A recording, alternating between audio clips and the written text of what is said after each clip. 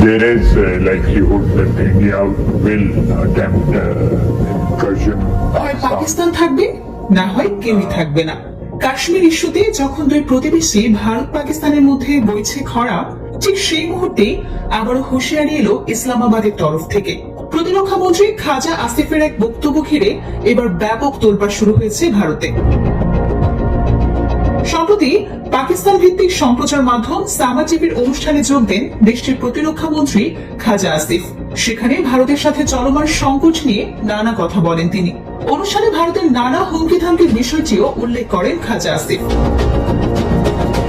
এ সময় গাজায় আগ্রাসন চালানো ইসরায়েলের সাথে ভারতের তুলনা করেন তিনি। অভিযোগ করেন দুই অঞ্চলের ঘটনা হলেও একই চিন্তা ভাবনা নিয়ে এগোচ্ছে ভারত। ইসরায়েলের প্রধানমন্ত্রী নেতানিয়াহুর কৌশলে এগোচ্ছে মোদির দেশ বলেও অভিযোগ করেন তিনি। পাকিস্তানের অস্তিত্বকে সংকটে ফেলে এমন কিছু ঘটলে চুপ করে বসে থাকবে না ইসলামাবাদ, স্পষ্ট জবাব পাক প্রতিরক্ষা মন্ত্রীর।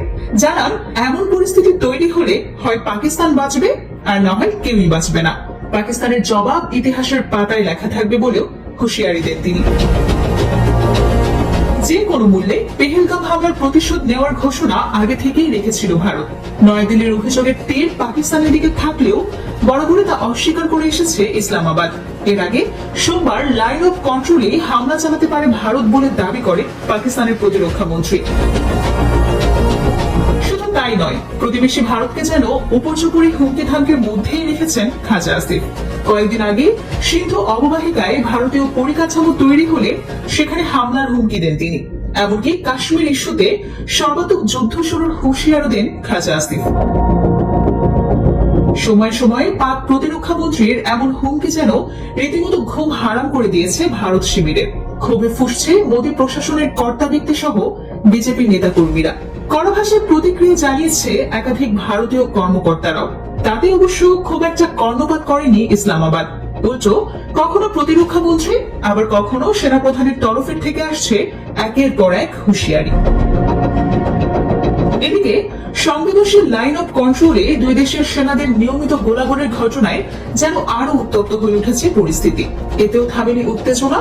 এর আগে 4 ভারতীয় রাফেল যুদ্ধ বিমানকে ধাওয়া করে পাকিস্তানের বিমান বাহিনী। অন্যদিকে দুই দেশই সাম্প্রতিক হামলার সংখ্যা ঘিরে চালিয়েছে সামরিক মহড়া। পেহেলগাম হামলাকে ঘিরে সম্প্রতি নজিরবিহীন উত্তেজনা ছড়ায় পারমাণবিক শক্তিধর দুই প্রতিবেশীর মাঝে। দুদেশই একে অন্যের সাথে কূটনৈতিক সম্পর্ক ছিন্ন করে, স্থগিত করে 60 বছর পুরনো সিন্ধুর পানি বন্টন সংক্রান্ত চুক্তি, এমনকি বন্ধ করে দেয় একে অন্যের আকাশ সীমাও।